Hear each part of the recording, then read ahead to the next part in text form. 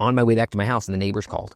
Like, dude, there's feds all over your house. Federal marshals swarming my house. Sheriff, federal marshals, black cars, white, just like the whole kit and caboodle. And so I was like a mile from the house, and I just fucking turned around. I'm like, fuck, there we go. That's that. Let's go. And I had clothes on my back. And he was on the run, you know, so his kids were hearing things like, don't tell anybody your last name or you might get put in a foster home and you won't see us for the rest of your life, you know?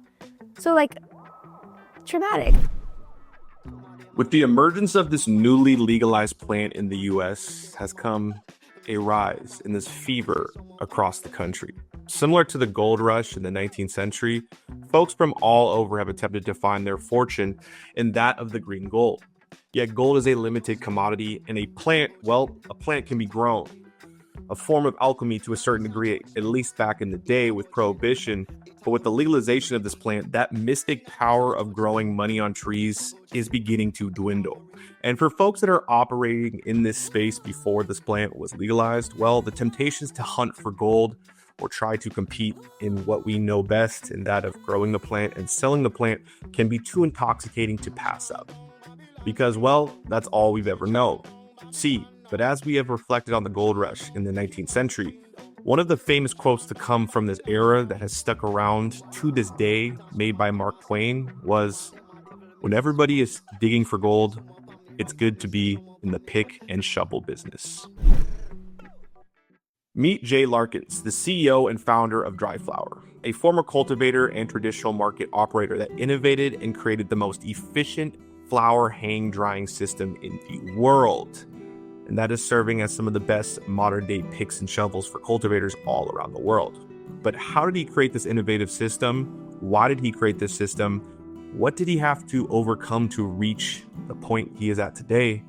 And believe me, there was a lot he had to overcome, like going on the run from the authorities. And what the hell does Bikram yoga have to do with it?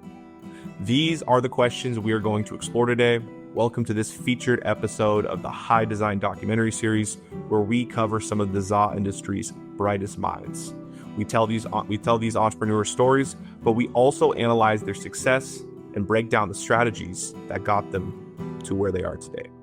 So, strap in, you're not going to want to miss this. This is LMC. Let's run it.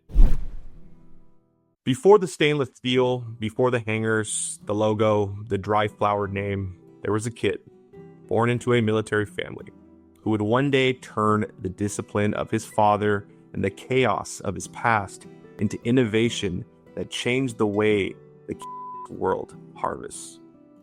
This is the story of Jay Larkins, a man who went from fugitive to founder, from fear to freedom, from to DriFlower. My name's Jay Larkins. I own DriFlower. We sell hang harvesting systems to the world.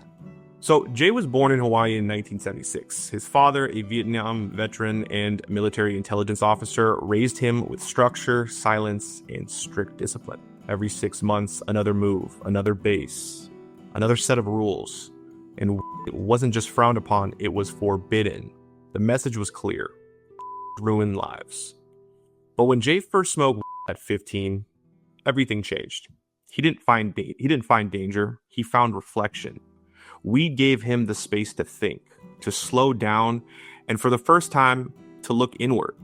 He wasn't rebelling, he was awakening. But as soon as I smoked, I was like, hang on, this isn't what I thought it was. This isn't what I was told. I fell in love because I liked where it took me inside. It made me contemplate. Really, it just, that's what getting high does for me. It makes me go inside, really. So I just took to it right away, and I just wanted to smoke again. I want to smoke more.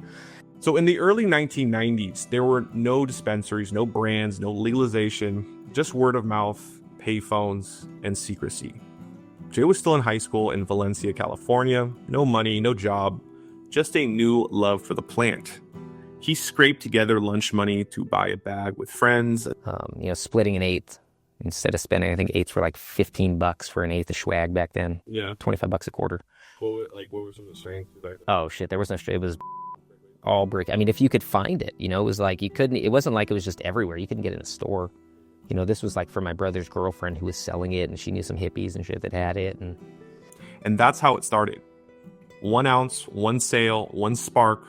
From there, Jay's world expanded. $50 for an ounce of brick back then that I flipped for, I think I doubled up. I think I sold in eighths for $50 and, you know, got my own half ounce and was like, oh, this is fucking awesome. You know, capitalism, like working firsthand, like I was getting it right away and understanding it. Like, I'm like, dude, fucking supply and demand. I'm going to get some, I'm going to sell, I'm going to make my money. And like, it was just so easy. You know, there was no taxes. There was no red tape. It was just like, I go to Homey, I pick it up. I go get the triple beam or the little, we had these little hanging scales that had like the fucking bag, you know, little baggy scales. But it was just so easy to just like buy an ounce and break it up and flip it. You know, it's like, it's so simple. From flipping eighths to running pounds, from dusty brick to green buds that smelled like the future. Then I went up to, I think when I got back in, I was working with my guys in Santa Cruz, picking up like 3 to 5 pounds at a time, you know, driving up there, paying like, you know, I think they were like around $4,400. I was picking up in Santa Cruz at that price at that time in like 96, 97. And my bankroll kind of, it like launched up to like 30K. And like, there was like this window where I had hit a couple good licks in Santa Cruz where I was doing like, maybe I got like, I can't even remember now if it was like some mushroom deals. Maybe I did a couple 10-pack mushroom deals with a homie. I was going to definitely getting mushrooms in Santa Cruz. But I hit a couple good ones that like brought me up to like fucking 30K. I'm like, fucking, I'm crushing it now, dude. I've got like 30K in this. I'm like, you know, a couple years out of high school. I'm like just living well. I'm like fucking hustling. Yeah, I've got to lie to my parents about what I do. I've got to lie to everybody. I do construction. I sell snowboards. I sell skimboards. I fucking do, you know, a bunch of bullshit, construction, whatever, while I'm driving this fucking baller truck. You know what I mean? Just like killing it. But yeah, that was my next level up was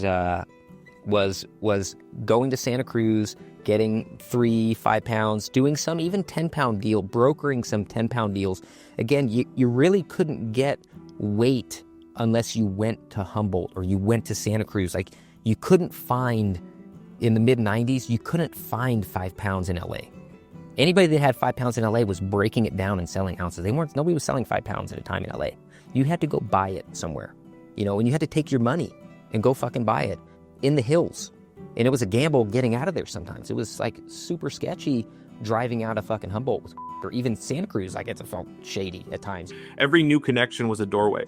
Ventura, Santa Cruz, Humboldt, chasing better weed, better margins, better peace of mind. By the late 90s, Jay was deep in the game. He wasn't the kid scraping for change anymore. He was the connector. He was the best product. He had the cleanest operation and a network that stretched across the coast. And so I think it was around 99, 98 that things really fucking blew up for me when I had a new Canadian connection, a BC connection. Then came the BC connection.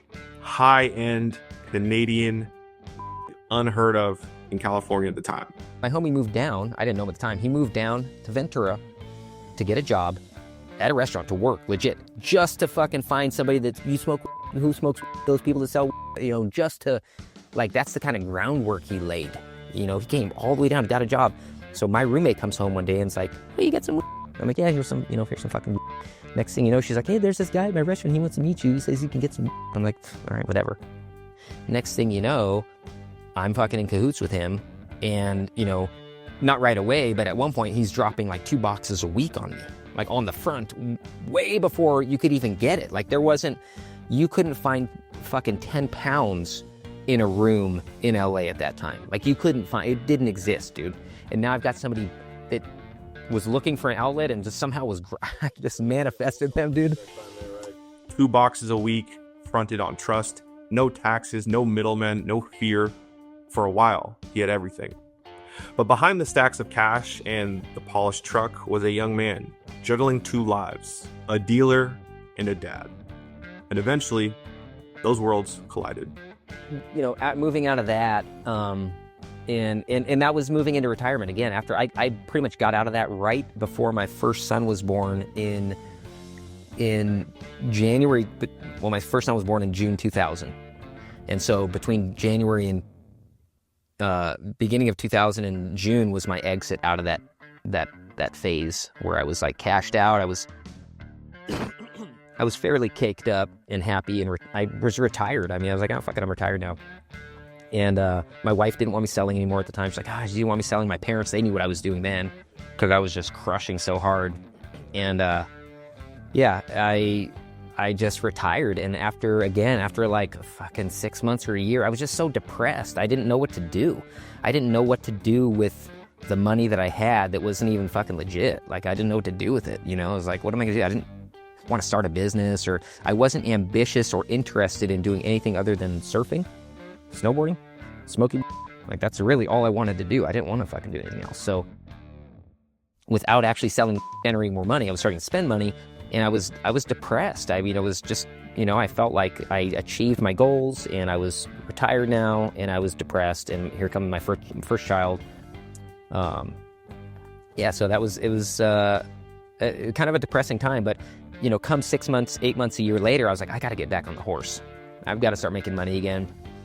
And the market had shifted at that time. For me, that was in, you know, early 2000s. People were still getting into BC, but as I learned what the dirtiness of the business was, and the market started to get saturated, there was people bringing down loads left and right. There was people getting fronted. Like, now all of a sudden, everybody was getting boxes. His buddy could get boxes. Those guys could get boxes. Now it was like, we want it cheaper. As soon as I heard those words, I went fucking out.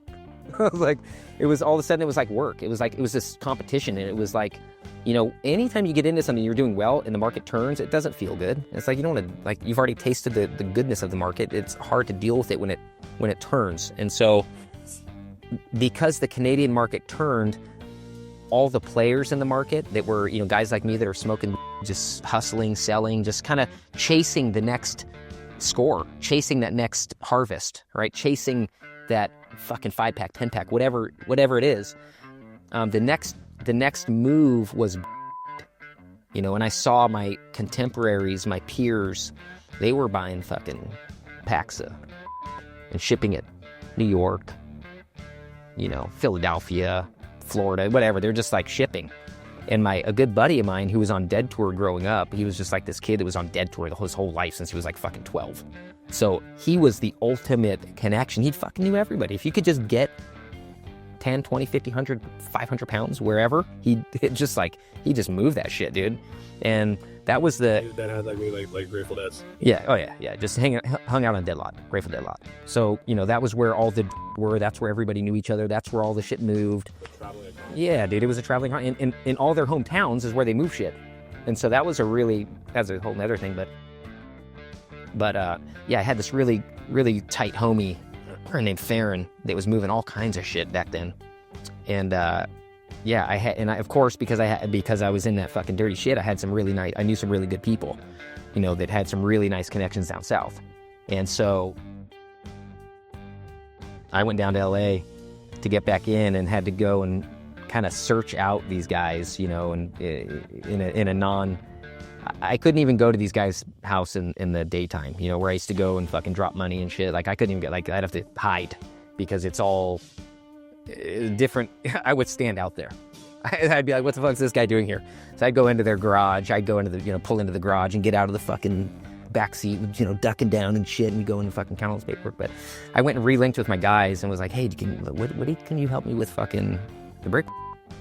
And sure enough, man, these guys had the best. They were the guys. They happened to be the guys. What do you know? These guys that I knew happened to be the guys, and they had the fucking best brick, $3.30 a pound, fucking lime green, gas, just like dank, like straight dank. I mean, it was just with the nose, it was so fresh. And that was really when I got into brick. Didn't really know a lot about brick at that time. I was just getting into it, and my homies were shopping around too, so I was seeing fucking other brick. And the shit that I was getting was just like stellar. It was so incredible. It was like straight from the source, you know, like fucking just so good, so fresh. And I was fucking, next thing you know, I'm fucking moving bricks, dude. You know, get them for $3.30, flipping them for $8 or whatever, and just fuck a couple boxes at a time, fucking go. But again, taking hits, you know, drivers going down, homies, like, you know, losing homies with fucking loads, you know, like that was, and I ran that for 2000 till I went on the run in 2002, February 2002. So shit, only about, I guess that was only a couple years, a year and a half of like really moving brick before it caught up to me and I got fucking implicated and went on the run. A phone call changed everything. Jay was driving home when a neighbor called. Jay, there are feds all over your house. Federal marshals, unmasked cars, it was over. He turned the car around, switched vehicles with his father. And he's like, all right, here you go. Fucking gave me his car. We switched cars because I knew they were looking for my car. And that was it, dude. We bounced and headed down south, down to Mexico, down to Costa Rica, through Mexico. My ex-wife was terribly sick through pregnancies, and so she was just she was in such bad shape. We couldn't drive like a mile, and she'd be puking and puking and puking and puking. It was horrible. It was a really hard time. But yeah, we made it only as far as Cabo San Lucas, and we couldn't bring my dad's car across the ferry to the mainland without him there. Like we couldn't. It wasn't my car; it was his car. So they're like, you can't take this across the ferry to the mainland. It's not your car. So I was essentially stuck in Cabo. And so between her being sick and getting stuck there, I got an apartment right on the beach in Cabo, outside Cabo in San Jose, Del Cabo, and lived there for 8 months. My wife then was pregnant, so we had the baby there, our second child, another home birth. It was incredible. You know, midwife flew down. It was incredible. I mean, I can't lie. It was an incredible experience. You know, midwife flew down. Everything was super smooth. And, you know, we had a Mexican-born daughter, which was cool. And lived there for, I crossed the border February 2nd, 2002. And I came back across here in... No. I was only there for 8 months. I was only in Mexico for like 8 months. I didn't have any money. I went there with the clothes on my back and like 10 grand that I borrowed. And I had my Canadian guys who I wasn't doing Canadian anymore, but those guys were helping me. They were bringing down money, giving me, you know, fly downs, give me 5 grand, 10 grand, just to like keep me living. Because I had no business. I was like fucking on the run. I didn't know what I was going to do. My partner, or a friend of mine, he wasn't my partner, but a friend of mine who went down was, you know, ended up doing 6 years. And yeah, it was nuts, dude. It was nuts. So, you know, here I am living in Mexico, no money. My guys are, thank God, because I had developed such street credit that I had homies bringing me down 5 grand, 10 grand. Here you go. Here's another 5 grand, brother. Just there you go. You know, from my own credit of fucking paying it forward and being, you know, having that integrity that now it's coming back to me like, fuck, I need shit now, dude. I've been fucking hooking everybody up. Now I need some help. I'm down and out. Can somebody please help out here? And so I was blessed with just enough, always just enough, you know, just enough. You know, I need to be balling, just get me by, you know, get me move forward. You know, living on hot dogs and top ramen and, you know, Baianas Pacificos and shit. But yeah, we came back across the border in September, October, which was hairy in itself. I mean, we drove back up. And I had a friend that I met down there. I had him drive the car across the border. And I walked across the border with my then wife, the baby who's like, you know, 6 months old, and in our 1.5-year-old, 2-year-old. And so we just walked across, passports in hand, praying to God that they didn't run them, you know, because if they fucking run it, we're done. We've got warrants out. We're done. And so we just, you know, I'm clean cut, super, spiky hair, looking the part. Like we're walking across. We're just this young family from San Diego for the day, you know, like here's our passport. They just like waved us right on in. It was like, whew.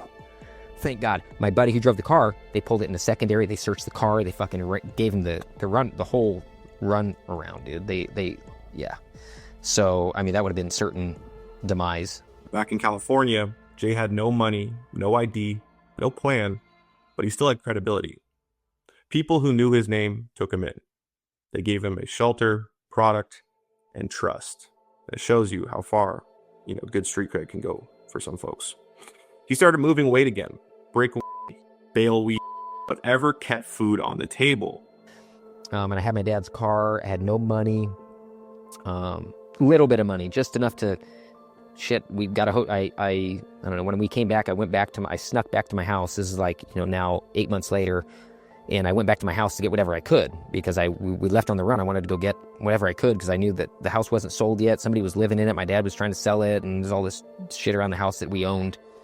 And so I went back and got a bunch of stuff. I had some stored in the bushes, like 2 pounds of shake that, if I got to smoke. I was like, dude, this is great. I had got my carpets and rugs and shit, and basically went down and was just living in a hotel from there because I didn't have any money to get a house. I didn't have any ID. I didn't have shit. I didn't know what I was going to do. And, with now a baby and a 2-year-old, and we got no IDs, and we're on the street essentially with no support. And so, my guys that I was getting brick from, they were so flaky. They're just the flakiest people ever. Even though they're good people, they're fucking flaky as hell. Finally, he answered his phone. Finally, after weeks trying to get a hold of him, finally, after like living in a hotel for 2 weeks on my last dollar, leaving the hotel that day with nothing, finally he answered. He's like, I'm coming to pick you up. And my guy comes down, this Mexican guy comes down with like a U-Haul, picks us up out of this hotel. We've got just a couple boxes of shit that we got from our house and just the items that we collected. We're like in this hotel literally on foot in a hotel in like Irvine, right? My guy comes and picks us up, takes us to fucking Alhambra, which is like Chinatown kind of, drops us off in this completely empty 3-level, 3-bedroom townhouse. All the bills paid, all the lights on, everything's good. Here, go live there here you go, dude. You fucking live here now. And there was like nothing there. There was no blankets, there's no pillows, there's no fucking furniture. Like this. And they just blessed me up with this spot. And I was like, oh my God, I was so grateful and so happy that I had built that credibility and that credit with these guys, that they trusted me and they saw something in me, and they knew I was going to start moving weight. And they're like, oh, this is our white boy. It's going to fucking move a bunch of bricks for us. So they put me up in an apartment and didn't really give me any money. They were just like, here's the apartment. We got you that. They didn't give me fucking food money and nothing. Like, it wasn't like that. It was just like, here, good. Fucking figure out the rest. And I was like, well, sweet. Where's the fucking, let's get the, and of course it wasn't like it is now where he's just like floating around. I was like, okay, we're waiting. It'll be here tomorrow. And tomorrow, oh, the guy's not, my cousin didn't call me yet. Yeah, it's like that kind of shit, it plays out another day, 2 more days, a week later, fucking no, finally they come through with like 6 boxes and drop fucking 6 boxes off on me. It's just the stinkiest, freshest brick ever that I sold to my Canadian guys now that were moving Canadian weed in Bellingham. Now they're in the brick game. And now they're fucking buying brick. So they buy my first pack off me of fucking like 6 boxes that gets me like back in and like, sweet, I can eat, I can buy a bed, I can buy some clothes, a stroller. I still couldn't get a car. I still couldn't drive around. I didn't have an ID and I didn't feel good about driving that unprotected. I was like, I can't drive in the States with no license, dude. That's crazy. There's no way, I had no, that's so risky. And I'm like, so yeah, I'm fucking, yeah, we come back, and I get back in and I start doing brick again, right? I come back across the border. These guys put me up in the house. First load, it's 6 boxes of brick. Great. I'm vacuum sealing it downstairs and food saver shit. It was like those small bricks. I was just so golden. I was so happy. I was like, fuck it, I'm on the run, but I'm just crushing. I'm doing more weight now than ever. And that was when the market turned. And I still had I was still talking to people, I was still connected with people, but I was super underground. I had connections, and now I'm fucking, rolling with like 5 burner phones, 1 for every contact, and like super paranoid. I can't, just like, and I knew at that point I had met another guy that was on the run that, helped me get an ID that was, helpful, but the market had turned to bale weed. So when I got back from Mexico in September, from September to like January, it went from brick to like now everybody's talking bale weed. They all want bales. They don't want brick anymore. It was like this, again, chasing the market. It's always that front line, chasing that next margin, chasing the next product, the next whatever. But it was bales, and the bales come from Tucson. They don't come through Tijuana. All the bricks come from Tijuana. The bales come from Tucson, and that has to do with the way they ship it. The bricks all come in vehicles generally across the border. The bales all get hiked, and so they don't want to press it because they want it fluffier. But the guys can't carry, 100 pounds anyway, so they're carrying 20-pound bales, much nicer. Anyway, so the market turned through the desert. Yeah, oh, bro, I was down there. My guys down there, yeah, at one point I was trying to grow in Mexico. So anyway, these guys, The market turned to bales, and I'm like, fuck it, I got to get in the bale game. So I told my guys, I'm like, listen, the bricks aren't cutting it. I need bale. They're like, yeah, well, I got a cousin. Of course you do. My cousin's in Tucson. I'm like, sweet. So he said, I got to Tucson. He turns me on to the cousin, and the cousin's getting the fucking fire bales. Now, next thing you know, I'm in Tucson, and I'm getting just the most fire bale. I'm picking through, because of the connections that I had at this level, I was able to shop through, so I can go look at 1,000, go look at a couple, 2, 3, 4, 5,000 pounds, like sift through all in like 15 to 25 pound bales. And you're just like looking through all these fucking bales and just like. From 2002 to 2004, Jay was living in Tucson, Arizona, moving bales of across the country. He was deep in the smuggling game, organized, methodical, and always in motion. By the end of 2004, he and his family decided to relocate to Corvallis, Oregon. Even after the move, Jay continued smuggling for a while. But in 2005, one of his closest friends pulled him aside and said something that would change his life. He said, man, you've got to stop running loads. You should just grow your own. And that single conversation marked the start of a new chapter. Jay turned his focus towards cultivation. From 2006 to 2011, he dedicated himself fully to growing, experimenting with genetics, soil, and different techniques. He learned what worked, what didn't, and how to bring out the plant's full potential. But through it all, he was still a fugitive, constantly looking over his shoulder. During those years, Jay also found something unexpected: Bikram yoga. The practice helped him balance his mind and body, teaching him stillness in a life that had been anything but. His passion grew stronger with time, and in 2011, he made a bold decision to attend a 9-week intensive Bikram yoga instructor training in Los Angeles, held at the Radisson Hotel. Those 9 weeks would change his life. Surrounded by hundreds of people searching for transformation, Jay realized that he needed his own, not just physical, but spiritual. He couldn't keep running from his past forever. And by the end of the training, he made a decision. He would turn himself in, and through a twist of fate, the same lawyer who represented Bikram himself helped Jay negotiate his surrender. It wasn't easy, and his marriage had ended. And he was preparing to face the consequences of a decade on the run. But deep down, Jay knew it was necessary. In 2012, after 10 long years living as a fugitive, Jay finally turned himself in. Because so much time had passed, the sentence was light, just a few months. But what he had gained was far greater than freedom from prison. It was freedom from fear. And for the first time in 10 years, he could sleep peacefully. No more running, no more hiding. After serving his time in Ohio, Jay returned to Oregon and went back to what he knew best: growing. So from 2013 to 2018, he cultivated under Oregon's medical program, perfecting his craft and staying connected to the plant he loved. But by 2018, Jay could feel the shift. The market was oversaturated, corporations were taking over, and the soul of cultivation didn't feel the same. He decided to step away from growing and devote himself fully to teaching yoga.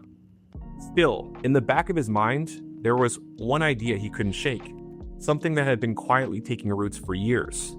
And that idea would eventually become DriFlower, and we'll touch on that here in a sec. But before then, Jay would meet a woman named Deanna, who he would marry, and together they opened a yoga studio, a sacred space for breath, stillness, and community.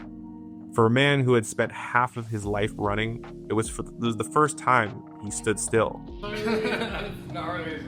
the gnarliest, dude. That's, yeah. It really is.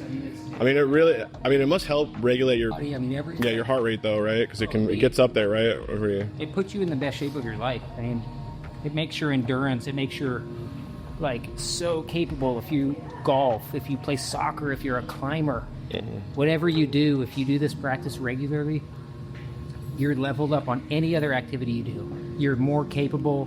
You have more endurance. You have more focus, more balance, more stamina, more everything. It doesn't matter what you do. You're fucking a runner. It just levels you up. It makes you in the best condition because of the endurance and the resilience that you get from struggling so hard against yourself. It's just all against yourself. Just try to overcome your own limitations. Yoga taught him something the streets could never: presence. Deanna and Jay built a blended family together, raising his older kids from his first marriage alongside their own 3 kids. And their home became a sanctuary filled with chaos, laughter, and peace all at once. That chapter grounded Jay in a way nothing else could. And from that stillness, a new kind of hustle was born. Knowing my husband when I first met him and now, it's like so much has drastically changed in him. I mean, he was only a grower. Like, all he's ever done his entire life is smoke weed, surf, do yoga, and grow. Like, growing has been the only foundation of like making an income he's ever known. And, you know, when I met, I was like, I was like, there's something in you that I see that is like, wants more than that. Not that that's like a bad job, but just there's like something deeper in him that I could recognize, you know, especially because I met him when I was writing a book on how to meet your soulmate. And then, and then I went to his class, and his yoga class. He teaches Bikram yoga. He's number 4th in the nation, like national competitor yogi. And I went to his class and I was watching him teach, and I've been practicing at that point for like 15 years, and no one has ever gotten me to do standing head to knee. It's like one of the more well-known postures in Bikram yoga. And I was doing the posture. I've never been able to straighten my leg and lock both knees. And he just like comes next to me and he's like, lock the knee. And I'm like, okay, lock the knee. I'm trying, like shaking. And he's like, no, lock the knee. And something happened to me when he did that. I like locked in to this position of like, I can do this. I can do this. And it was like the ultimate confidence I've ever felt. And after that, I remember like, wow, I really need to hang out with this guy. Like, this is my husband. Yeah, I actually told him like a couple weeks later that I knew he was my husband. And he was like, oh, yeah, And so after class, he comes up to me and he asked me if I wanted to hang out with him. So I'm like, yeah, sure. So I walk up to his apartment, which was above the yoga studio. And we're walking. He's like, yeah, you know, I got these like hangers. I'm doing this whole thing. I have this whole vision, but I don't really know if it's going to like when it's going to happen and everything. But I got this vision. And he had these like tester versions of like these hangers. And it was not nearly as like pro as this, but he had these like tester versions that were totally different at the time. Yeah, and he was like putting them on these this rack that he just like put together, and he was like, this is the pop-up system, and I'm like, I'm just watching him. He saw everything in his head. Like, even though I don't know anything about growing, and I just listening to this guy talk, like he knows what he's talking about. And I was inspired. And I'm like, I want to be a part of seeing that happen. You know, I want to see that happen. So years had gone by. We had our first pregnancy with our first son, 3 kids later. And then in between that, I remember saying, like, instead of just growing, let's get closer to like this ultimate vision, right? And he's like, yeah, well, I feel like I need to do more yoga to like achieve that. Like, something like my body needs more like health and focus. So we saved everything we could from our last grow, and we put everything possible into opening up our new yoga studio. And our new yoga studio was called Emerge, and it had a logo in it, which ironically was the center of the heart was the star. And yeah. And so, yeah, exactly. It's in the yoga room. And so this was like the logo had him in a handstand, exactly like that picture, with the star in his chest. And this represents the awakening of the heart. And that was like everything I wrote in my book was all about the awakening of the heart. And so, you know, that turned into us writing, and I'm still working on that book, and we're writing teachings about what it means to be in the kingdom, and what it means to awaken our hearts. And so, like, this star represents a lot for us, you know, like the consciousness that it takes to get to a place inside of you where your heart is open in life. You know, where things aren't shutting you down, they're breaking you open. You know, anything that feels like a challenge is becoming an opportunity. You know, thank you that this is happening to me, for my growth. So anything that's happening to us that would ordinarily bring anyone down is opening up our hearts. And so that's what this all meant. We did some retreats where we taught people about the teachings, and then one day, our yoga studio was popping. We had like tons of students coming, and we were so busy. I had one baby on the way. I had a 2-year-old, and then I had a 4-year-old, and then 2 teenagers living in our 1-bedroom apartment above the yoga studio, because all of our money that we made monthly went to the rent and to all the expenses for the studio, because we live in a tiny town and we have the largest rent in a 5-hour radius because we wanted to go big, right? So then COVID hits and we like tanked. Our studio just, nobody came. And so we're like, okay, what does this mean? Like, how can we come up from this experience instead of feel fearful and threatened by COVID, which I'm sure lots of businesses actually went through, you know?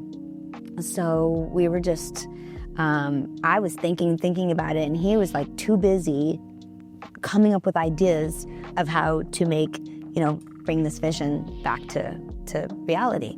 And so he was like drawing these little hangers, and then he would cut them out of like our postcard paper for our yoga studio, and he would cut them out, and then he would put them on these little pieces of paper that he turned into racks. And then he made them like it was just like incredible. I was like staring at this like, oh my God, I can't believe that he sees something and he's turning it into like reality in tiny miniature form and pieces. And then all the students were like, dude, what are you doing? He's like, everyone's in Savasana, and you could see he's deep in thought, like, stay in Savasana, everyone stay in Savasana. And he's like, I'm gonna, oh, I got it. And I'm like, what is he doing in there? So then he comes out of class every single day. And there's like 2 people coming to class at that point, like maybe 5. And we were used to like 15, 20, 25. And now there's like a couple people coming, and every single class, he cannot stop talking about it after class. So one of his students is like, wow, you need to patent these. Like, this is a really good idea. You have to patent them. He's like, yeah, I'll do that. I know, see, it's such a good idea. I already know. And then one of his students,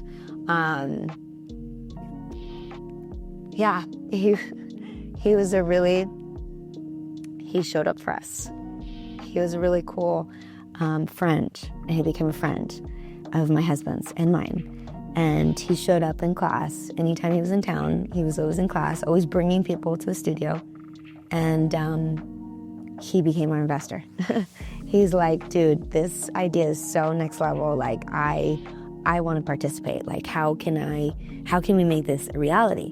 And, again, we were like barely paying our rent for our yoga studio, like barely scraping by, feeding a family of that size, like barely. I mean, the students were giving us eggs and honey, and like, let's just put it that way. Like, we were like at the bottom, but we knew that like this concept of awakening our heart and like, thank you that this is happening to me, for me, not to me as like I'm the victim. I'm in victory because everything that happens for a reason. So I know that if this is happening and our business is tanking, then something like almighty powerful wants to happen. And boom, we got our investor was our student.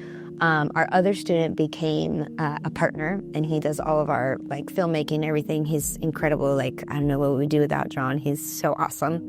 And, our investor, our student, Lachlan, like, is just an incredible person. And so we're just really blessed that, like, the yoga, the practice of awakening the heart, allowing ourselves to find our deepest, darkest moments can become our greatest moments for success.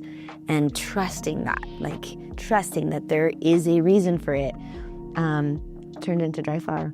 So Jay didn't plan to start a company. He just saw a problem. Growers could produce incredible, but after harvest, they were hanging plants on anything they could find.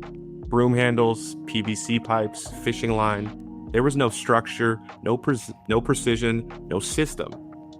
So Jay started sketching, and he built a prototype, a hanger system that allowed for growers to dry consistently and cleanly, preserving terpenes and minimizing waste. One hanger turned into 10 turned into 1,000, and soon DriFlower was born. He didn't have a corporate plan. He had experience and the drive to make drying more efficient for the world's growers. DriFlower is a complete system for harvesting that streamlines the process from field to tote. It's so outside of the box because no one's ever seen anything like it. This whole system of DriFlower has evolved through figuring out what doesn't work to understand what does work. Excellent. And with this system, this is going to allow you to estimate what tools you're going to need and how much labor you're going to need to apply to those tools to successfully harvest your crop within X amount of time. Maybe you need a day, maybe you need a week. If you're just growing one plant in your yard, I've got the tools for you. If you're growing 10,000 acres, we've got those tools also. This will be an industry standard tool that everybody will just use because it's the best option there is. It's going to change the way people dry, the way people harvest, the way people organize, the way people they approach their harvest. DriFlower is a complete system for harvesting that streamlines the process from field to tote. Plus 92 pounds on 5 sticks, that's 18 pounds a stick. Excellent. Excellent, dude.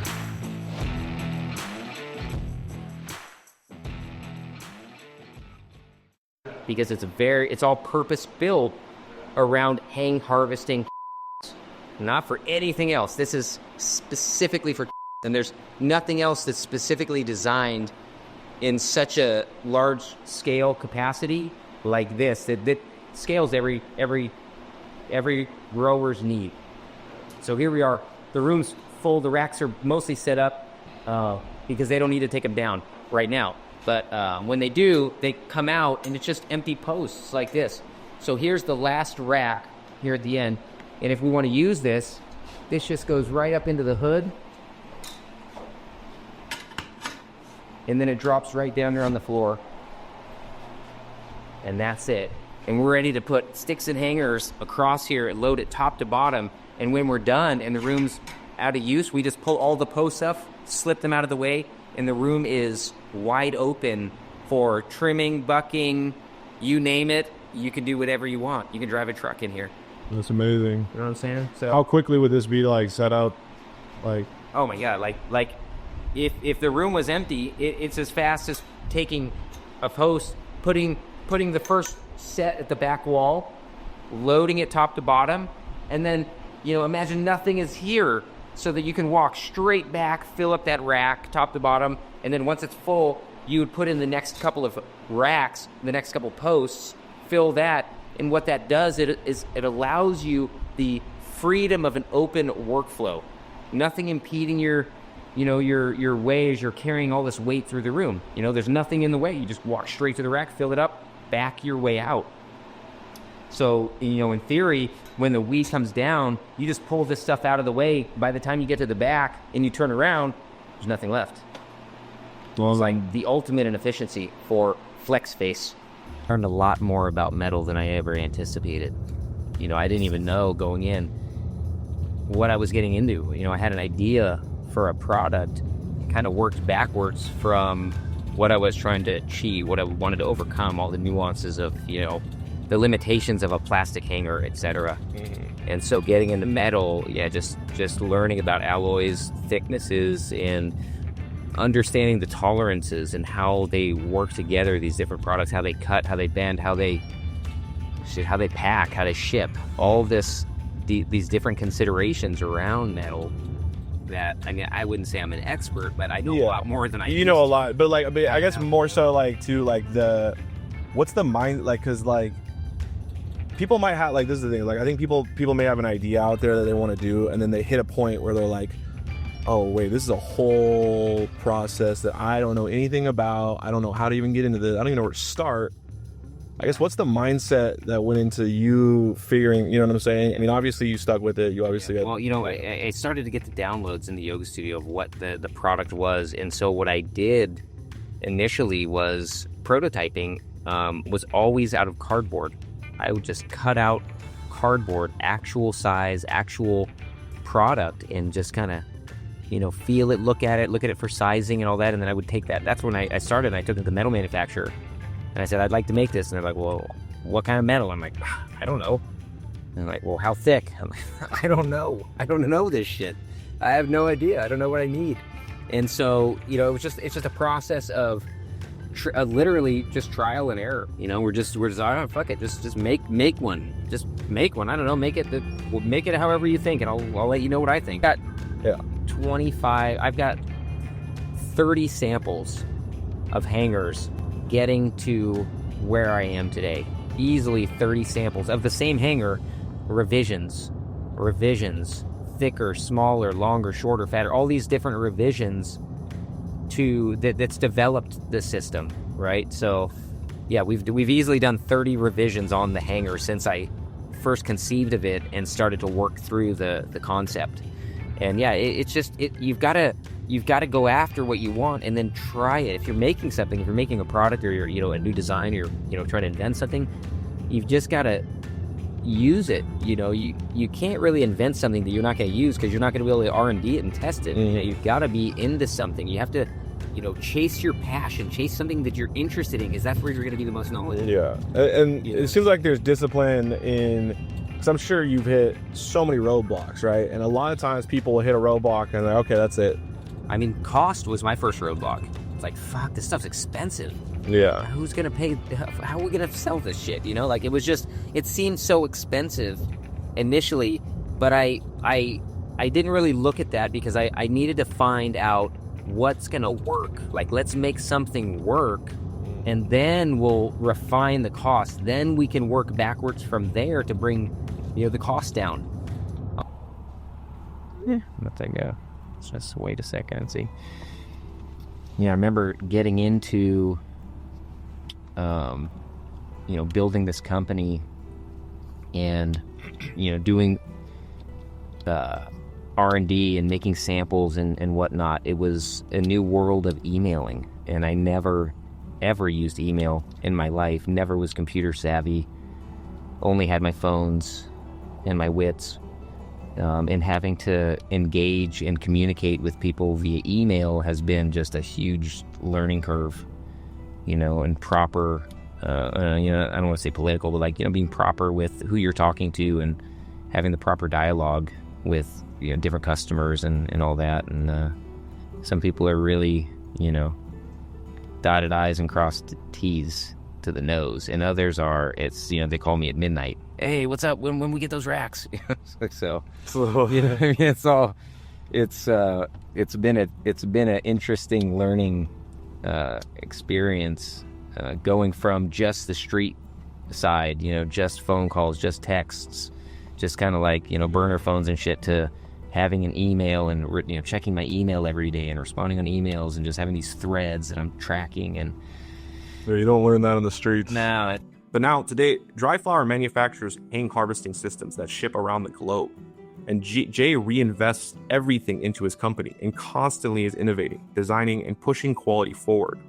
He has taken the lessons from every part of his life: military discipline, street hustle, patience from the grow, mindfulness from yoga, and poured them into steel. Each hanger is a piece of that journey, built for balance, built for growth. Jay Larkin's story isn't about, it's about evolution. From military bases to mushroom runs, from Cabo beaches to Oregon yoga studios, his path has been a lesson in transformation. He's proof that you can't outrun your past, but you can refine it. Every season, every hustle, every harvest, he's turned pain into precision, stress into faith, and pressure into purpose. Today, when you see the name DriFlower, remember, it's not just a company, it's the story of a man who learned to dry out the chaos of his past and hang his future with intention.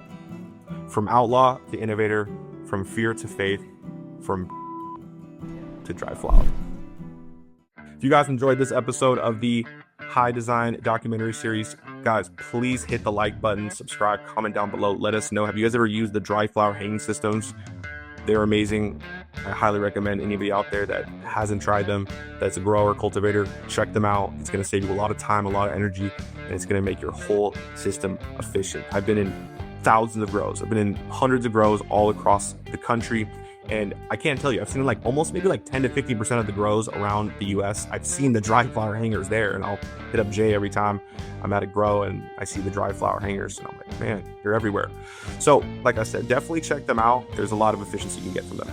Also, guys, a little bit of housekeeping here. If you guys want to join we got a couple different communities that we're building right now. We've got the weight room on Telegram. Please go check that community out. Link is down below in the description or the pinned comment. Follow us on social media, Instagram, Twitter, all those things. Join our Discord as well if you want to be a part of that community as well. We're gonna really start to emphasize building out the communities here, so we can all have a place to talk openly and learn. Anyways, guys, really appreciate y'all. Thank you guys so much for watching this featured episode of the High Design documentary series. Stay golden, stay frosty, and of course, this is LMC signing out.